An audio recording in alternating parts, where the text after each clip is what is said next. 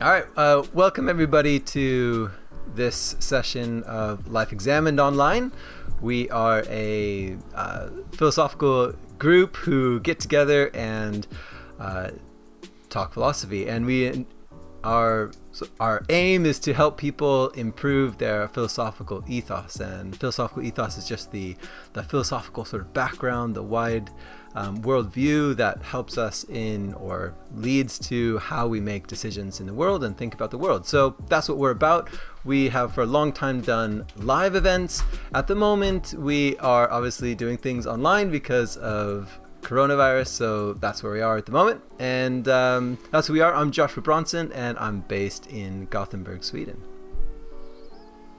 And my name is Miriam Valk. I'm also in Gothenburg, Sweden, and I'm wearing these humongous headphones that I normally just wear at the gym. It's part of my coming to terms with doing things online. Yeah. But what we want to do today is one of us will bring a topic, and today it's Matt, and Josh and I, we don't know what it's about.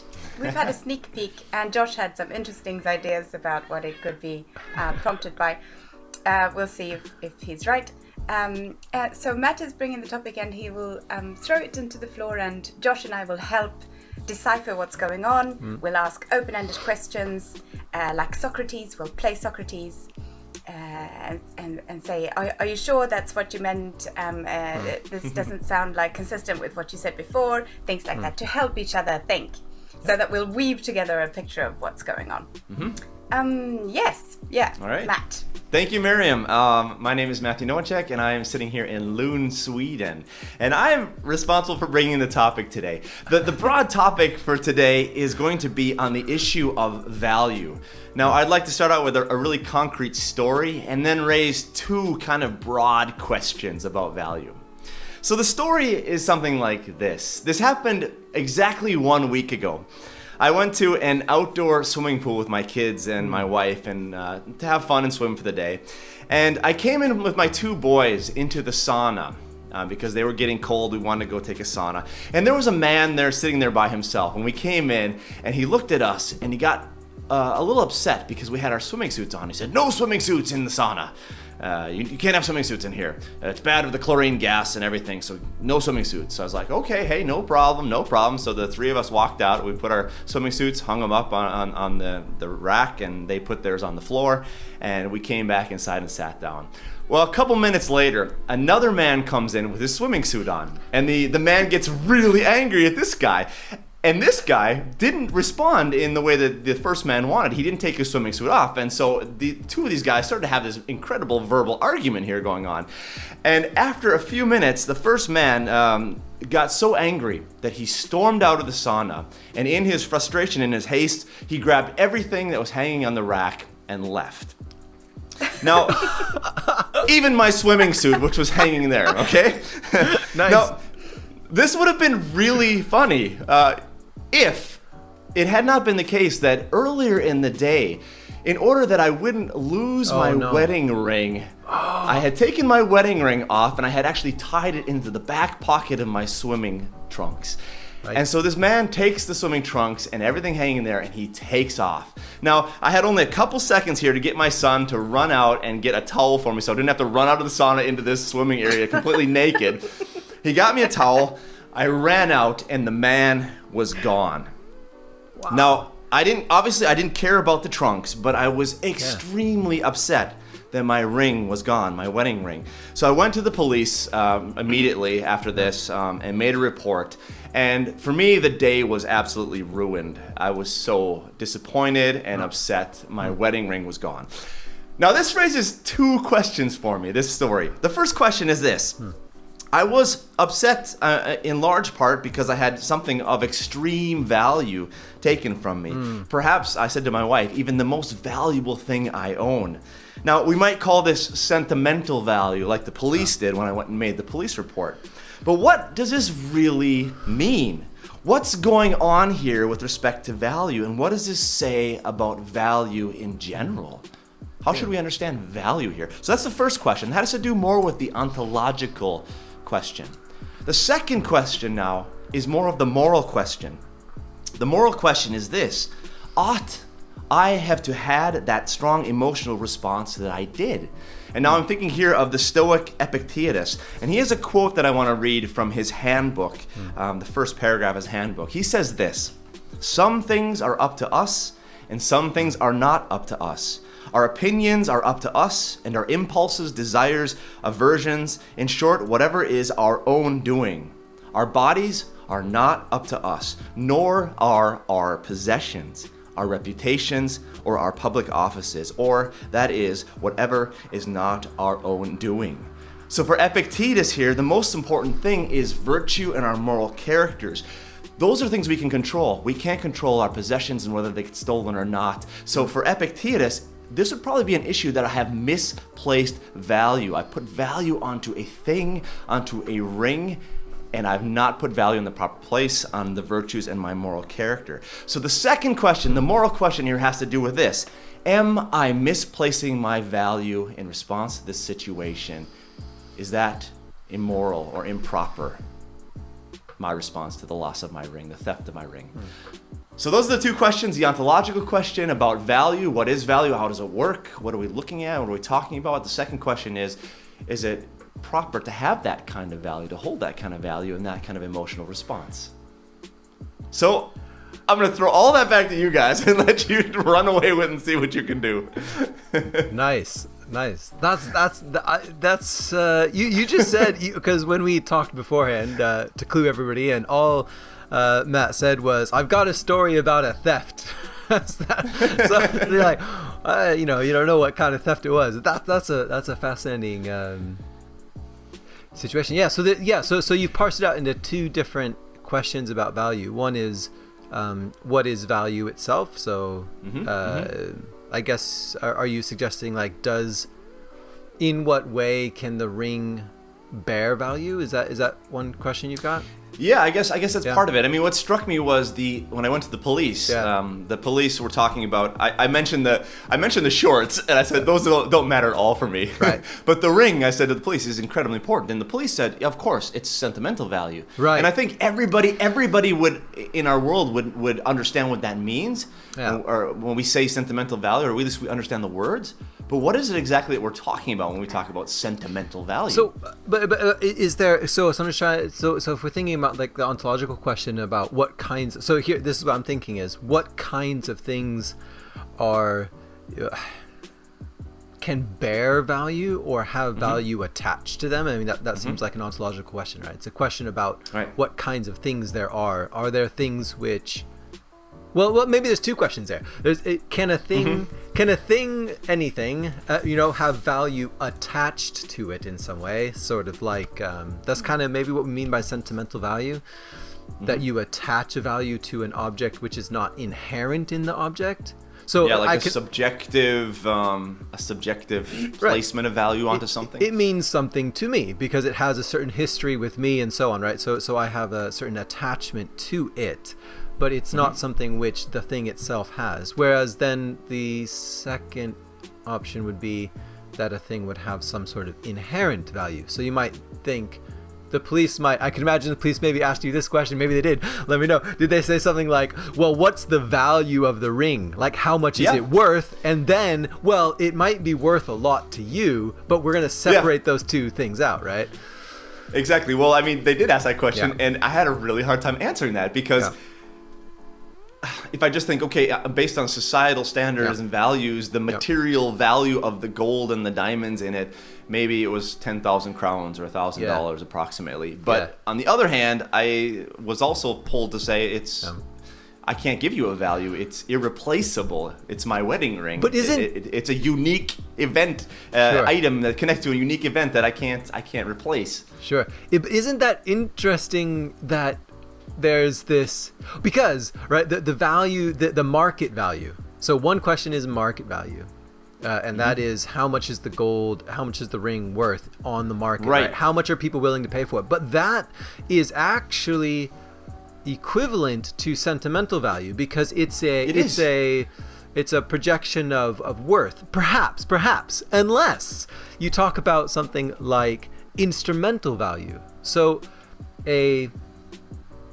something might have a certain instrumental value for a larger project, right? So let's say you're trying to construct a building, and you say, well, we need let's say a bike, to make it like a simple mechanical thing, right? And you say, well, we need the crankshaft, the part that drives the chain, right? And there's a certain value that you place on it because it's you need it in order to make the whole function. So it has a certain value in terms of its utility. And that maybe is connected to market value, but not necessarily all along, right? But market value is also a kind of attachment to an object according to how much people are willing to pay, which is very similar to sentimental. It's just wider, just like a wider sentimental value. Which comes, I mean, you're exactly right, which comes out of this sort of social agreement. I mean, I didn't think about this beforehand, but the quote just came to me from Heraclitus. He talks about donkeys prefer hay to gold, or something like that. I'm paraphrasing, but donkeys prefer hay to gold. And his point is, gold is not valuable to donkeys, to animals. It's a strange social construction that we place on this material as metal. But that's interesting. I mean, Miriam, we haven't let you talk yet. Jump in. I've been taking notes. Okay. I mean, because in some ways, like, I can see, I guess I feel like I wouldn't want to go so far as to say that market value is something like a pure social construction. No. Right? Because something like gold maybe, or other kinds of valuable things have, like rare earth materials and so on. They have, I mean, the instrumental value does play a role. So there's a kind of intrinsic nature of something like gold, or which is highly conductive, right? Which has all kinds of properties which are very useful, which in turn makes it something which is valuable, right? So there is social construction aspects perhaps, and then there are also intrinsic aspects that contribute to the overall, you could say, value of some item or some material good. Yeah. And maybe that gets clearer when you start talking about things like fresh and clean water, for example. Yeah. Right. Yeah. Like we're not just talking about a social agreement. I mean, that is a valuable thing because it leads to the ability to live. where at the same time, like a signed baseball by some famous person carries a certain kind of value, which in some ways you might think is purely socially constructed. It has a certain historical, I don't know, whatever, and people put value on it in some particular way, and so then it can be valuable in some sense, but that's maybe purely social construction, whereas maybe something like raw materials have some intrinsic, I mean, it gets complicated because it gets all woven up into what we want to do with it, right? I mean, like, we want to build certain things, we have certain, interesting. Yeah. I mean, but you're getting, this is, Miriam, go ahead and jump in here. Yeah, so I was thinking about a few things, and one is the intrinsic, so the intrinsic value versus the extrinsic value that we have put on things, and that might change over time or in different societies. But the intrinsic value comes when something is rare and like completely unique, like a person. So the valuable thing we have is this unique one person. That's why it's so you can't kill. So this is the most thing with the most intrinsic value, the completely unique. And hay, there's a lot of hay, and also it has a very short lifespan. So it just it comes more and more. It comes all the time. So that was that. So that is the unique person is irreplaceable, like we were saying before. But then I was thinking so it was the idea that you shouldn't have put so much value to this thing. Instead, you should have put value on virtue and moral character. But this ring for you is a symbol of virtue and moral character, and it's like it's inbuilt in this your wedding ring. Because I mean, a wedding ring can be a symbol of many things, and there are many kinds of marriages, some of which are not very virtuous or not very nice, and but for you this is a symbol of virtue and moral character, and like the person you want to be, like it's a symbol of all these things. So the important concept here, of course, is the symbol, and the symbol, the narrative, the interpretation. And then I wanted to say about the sentimental value, because sentimental, though just the word sounds like it's only sentimental. Yeah. It's not nothing real. You'll forget it soon. Don't. But sentiment means it has a lot to do with meaning and the senses, and like a combination of these, like a hermeneutic meaning-seeking aspect of sensing something. So it's a really big word. I mean, sentimental value is nothing to just shake off. That's a good point. Yeah, it's very often sort of thrown away as exactly what you're saying. It's less important. But maybe what you're saying actually is that it's actually perhaps the most important thing, because it's directly tied to what it means to be human. Yeah, but what it means to be the unique human that is you, that is irreplaceable, and but of course it is a symbol, so there can be another symbol. Because like in psychoanalytic theory, you will talk about the presentation versus representation. Okay. So for instance, a hysteric person, I just read this, that's why it's in my mind. But someone who suffers from hysteria will have something becomes a presentation of death and causes the same response, instead of a representation of death, which causes a different response. Do you see the difference? So a symbol is a representation. It's not the actual thing. It doesn't hold your actual virtue and moral character and who you want to be in this world and your uniqueness. Sure. That's a very good distinction. I think that right. Seems, absolutely. That seems quite right. So then the question becomes, if I can extend your question, Matt, is, well, okay, so the ring. Is representational, and there's a value that there are other values that are in a way deeper, obviously, that are more important, but they are attached or applied. I want to come back to attached because I don't know what that means, but they're applied in some way to this object, but they aren't in that object itself per se. They aren't it. Yeah, they aren't. I didn't lose my marriage that a week ago. Yeah. That's right. My marriage was not. Yeah, the virtuous nature of the marriage was not lost in any sense when I lost the ring. Absolutely. And you as a husband isn't lost. No. Yeah, absolutely. But so then there's two questions. I think like one is,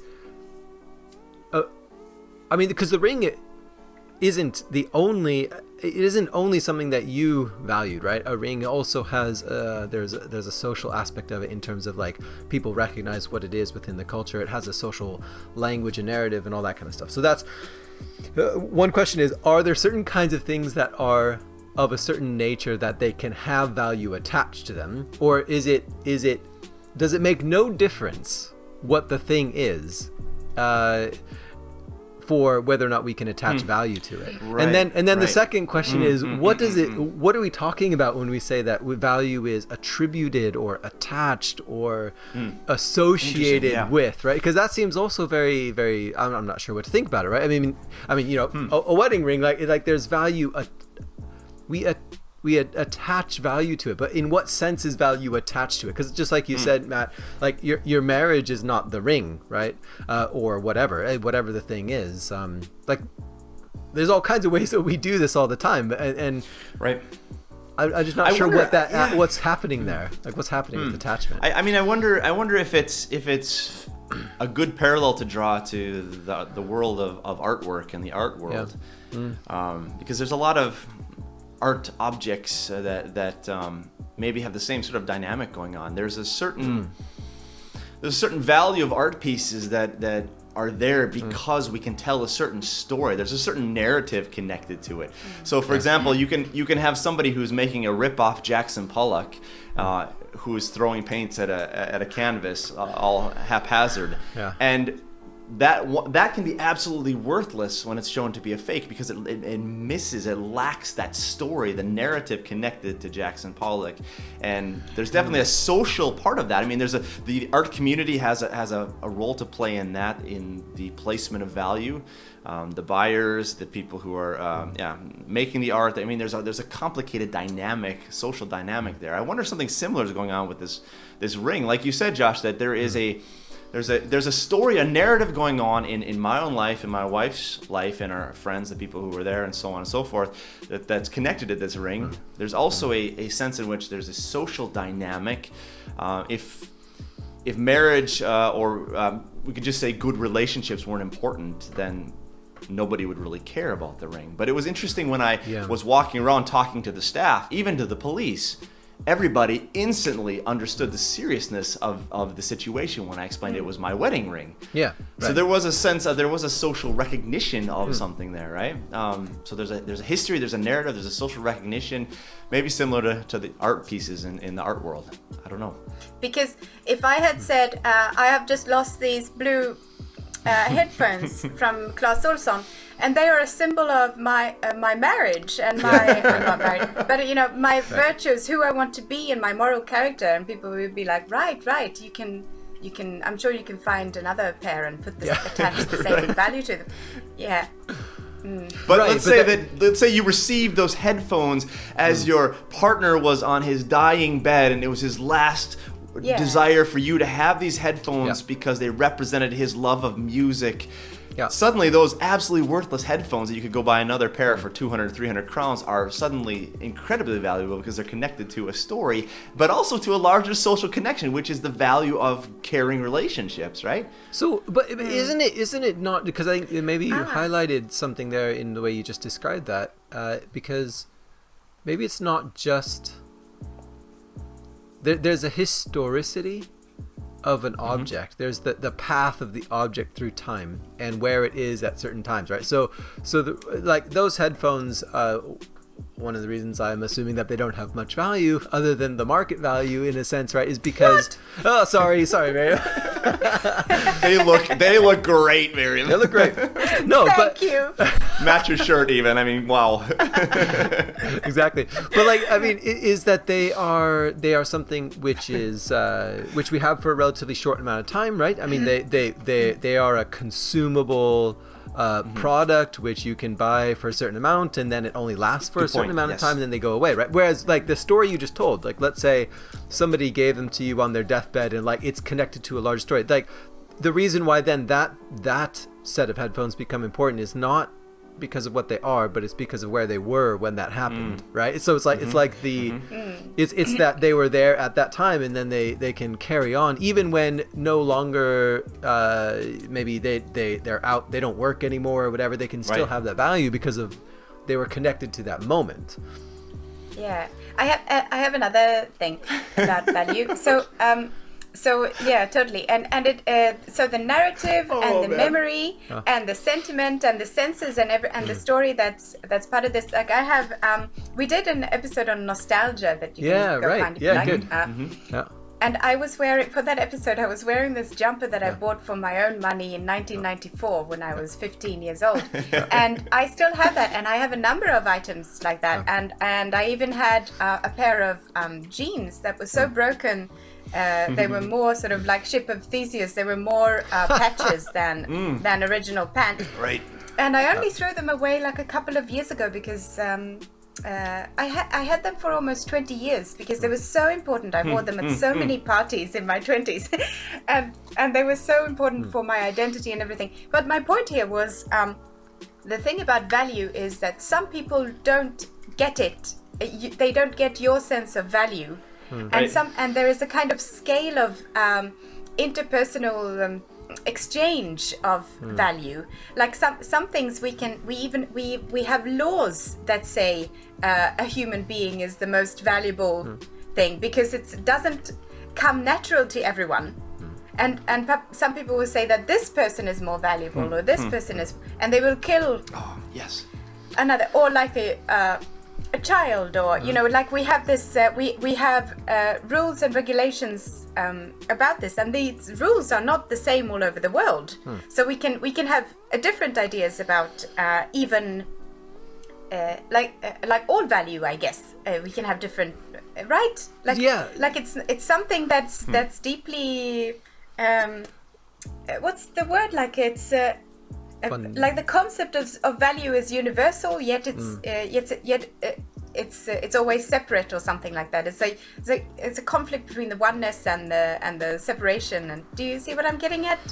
Well, there's a universal shared sense of value, but that takes different manifestations in different times and it's like cultures. a shared sense of like everybody has something that they value. But it's different things. And if I talk about these pants or these clothes that I have that are so old, and people will say like, come on, seriously? But so a completely not understanding. And maybe there's been a lot of attempts to connect. I don't want to, I guess I got to be careful here. I don't want to make too much of this, but I think you guys are both onto something in connecting value to consciousness. Sure. And let's take a really extreme case. Ants and memory. Yeah, ants, for example, I don't think they can talk about value perhaps in the same way that human beings can. Maybe we can say through their behaviors they value certain things like sticks and certain kinds of stones and things like that to build a house and things like that. But I don't think we talk about value or valuing in the same way there. There's a sense it's connected to consciousness. And I think Josh and Miriam, you mentioned this as well. I think we're into the incredible importance of time for value. You mentioned the ship of Theseus, Miriam, this idea that we have a ship and then we replace plank by plank after a while, and in the end we have the same form of the ship, but it's completely different material components. Can we talk about that being the same ship? Well, in some sense we can if people still agree that that's the same ship. Maybe value is something similar, that even if those headphones that we were talking about break down and you replace piece after piece, if you have a subjective relation to it that remains, that's connected to your consciousness and memory and this history, this narrative, then maybe the value still remains there. But for me, that seems to be extremely worrisome or problematic in some sense, that we're starting to divorce value from the concrete. But isn't there? So if I remember, we did a. I can't remember what the context was when we did this, but we did some presentation, us at Life.Examined, where we had this a circle that tried to capture the different branches of philosophy and all the different parts. And in one, and I can put it up when we put the video together, is divided up into basically roughly 3 sections. One that has to do with epistemology, one that has to do with metaphysics, what kind of things, how can we know things, what kind of things exist, and what kind of things have value is one whole section, right? And so I'm just thinking that one way of thinking about this is to try to figure out what kind of value are we talking about, right? Because you can have something which is, one question is what kinds of things are good, so there's an ethical, moral value, but there's also like value in terms of the usefulness of something, like we've already mentioned just earlier, which isn't necessarily the same thing as moral, right? No. And then there are other kinds of values in terms of like mathematical values. So you might say that somebody is taller than, which is a certain value in terms of a scale or something like that. So and then there's artwork, there's aesthetics, what kind of thing has value in those terms. So there's these different kinds of value, and the most general question is a theory of value. What is value itself? But then there's more specific questions, and it's hard to say. I don't know. One question, I guess one way to problematize it, I think that would be good, is to think like this: you might go a number of different ways and think that there is a core single value which gives value to other things. So if you are somebody like a consequentialist, right, who wants to say that. A kind of simple way of saying that it's pleasure and pain, and pleasure is valuable, pain is the negation of that, and so anything that contributes to pleasure for conscious creatures, perhaps, or something like that, is therefore valuable. So that gives value to everything else. So everything else only has value in so much as it contributes to that. But that's a very you might not want to go that way. You might want to say that there are various value camps which are not necessarily unified in one single value, right? So if we could put some terms on this, I think you're talking about some value monism versus value pluralism. There's one single value that all things lead to, or there is a plurality of value. And I don't know, and I mean then you could have value monism or pluralism within different areas as well. So you might say something like within ethics there is value pluralism, but in art there's value monism. So you might have a more complex structure in that way as well. Right, and I mean, I don't want to overstate here or overstep my knowledge here, but Epictetus, it seems like there is something of a value monism there. I mean, the most important thing is virtue. Yeah. And so then the rest of these things can be valuable, but only instrumentally insofar as they help us live a virtuous, good life. So in some sense, we can talk about the ring is valuable. There's nothing wrong with seeing it as valuable. But if that seeing it as valuable prevents me from living virtuously, well then I need to then be able to release it and let it go, dissociate myself from those harmful emotions that prevent me from being virtuous. And I would go along with that, I think, pretty far. I mean, I don't know if I don't know if virtue itself would be a monistic structure. So I don't know if there's like a single, so you might, I mean, like eudaimonia, there might be a single virtue that all other virtues then get their value from. I'm not sure if that's the case, but I would tend to think that virtue for people is, like we've talked about before, right? That virtue is the thing which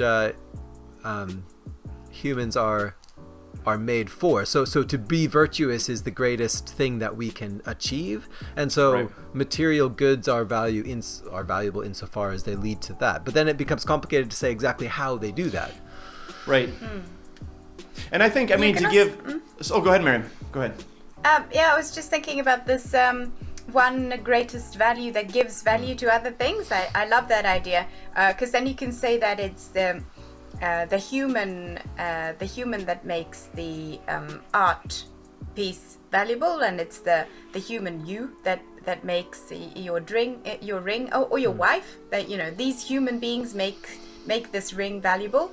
And then you can say, okay, so it's not the human, it's like the divinity in the human, so you have this abstract aspect, and then you can then it seems like that is exactly what makes everything valuable. But if you have the divinity as the highest, I'm just like, trying to step up the ladder and seeing what's at the top. So if the divinity makes the ring valuable, then we also know that divinity makes everything else valuable. So you can again work with how the ring is a symbol, but there are also other symbols. Like, let's say now that you don't get your ring back. You can attach the same divine value, divine human value to another thing. I don't recommend headphones, though it will look weird. Well, I mean, that gets us back into, in a way that jumps back to it might jump back into the Euthyphro problem, right? Where the question is whether or not something is moral or good because God says that it is, or does he say that it is because it's good? So that's a question of value, right? I mean, whether or not something has value intrinsically, or it's given that value from the outside, and how exactly that relation works. And so in a way, this is just a microcosm of that much larger question. So the microcosm is how does that work between humans and the things that humans value? And then there's a question about, like you said, going further up the chain of being, right? I mean, there's a further question about how everything holds together and has value. But this is so important because, I mean, when we talk about my ring, I think we're all in agreement that it seems like it's difficult to make the argument that has intrinsic value, strictly intrinsic value. But those questions suddenly become really important, Miriam, as you point out, when we start to talk about human beings. The question is where we are then placing that value. Is it because of some image of God, imago Dei? Is it maybe because there's a rational component to the human being that makes the human being intrinsically valuable? Is it that humans are placed into caring relationships? I mean, there's all sorts of different accounts for how we try to get that. It seems we're all in agreement that at least that's something worth pursuing, that question of the intrinsic value of human beings. If we can't have a philosophy that can engage with those questions in a serious way, I think that's a very poor philosophy. Well, so and actually that's quite interesting, right? Because depending upon how you break things down, one temptation is to put everything in terms of instrumentalism, right? But without a clear end that instrumentalism is going towards. So to say something is instrumentally valuable demands a an account in Aristotelian terms of the telos. Right. It's instrumentally valuable for what? For X, and then that becomes a difficulty to explain. Yes, and you might also fall in the trap of saying that only things that are good are valuable, because then you have. I'm thinking about again the idea that God is good. I'm always trying to climb the stairs here, but you can also have the thought that if God is like everything, then God has to be both good and not so good. And so our sense of goodness might also be slightly immature, or you see what I'm saying? So so when it comes to value, it's like a constant re-evaluation going on, where we have to check: is this valuable to me? How is it valuable, and why is it valuable? That's interesting about like instrumental value, right? Because instrumental value isn't the same thing as moral value. So something could be instrumentally valuable and not be good. So for example, let's say you're a serial killer, just because serial killers are fun to think about. Let's say you're a serial killer and you just happen to be a pretty incompetent serial killer. So you try killing people with a Lego block. And you're like, well, instrumentally, it's just not very good for the job. Now, good there is just means instrumentally. It's not very. It doesn't have much value in killing people. That's irrespective of the question, right? It's irrespective of the question about whether or not killing people is a good thing. We want to say no, killing people is not a good thing morally. But you could ask the question, right? The question is appropriate to ask what. Right. Device or what tool is good for the purpose of killing people, right? If you're a serial killer, crazy. Effective. Oh god. Well, I mean, that's just to say that it's instrumental, right? It completely depends on how you. It's a hypothetical argument. So if you want to be good if you want to be a good pianist, you need to practice playing piano. It's instrumental to the end. If you want to be an effective serial killer, then you need to have tools that are good for the job, right? I mean, that's And the side note of that is that you can have a knife is good if it's sharp, and that's irrespective of how you use it. Yes, good, right, and that's another. Well, I mean, actually, that's not quite right. That's not quite right. If you're using it, the function to cut things, well, then of course a good knife is a sharp knife. But it seem strange to talk about a knife that isn't sharp being good at all. Yeah, no. Yeah. Unless you wanted to use it unless you had you wanted to use it to hammer in. Right, and then it wouldn't be a good knife; it'd be a bad hammer. Yeah, it would be a bad hammer. Yeah, exactly. Yeah. So I mean, but that's interesting, right? Because there we're talking about value, but it's an instrumental value, respective to an end which might or might not be good in terms of its moral character. Right. Oh goodness. Sorry, technical difficulties here. Well, we've covered a lot of good ground. I mean, I think we can start pushing us towards wrapping it up a little bit here.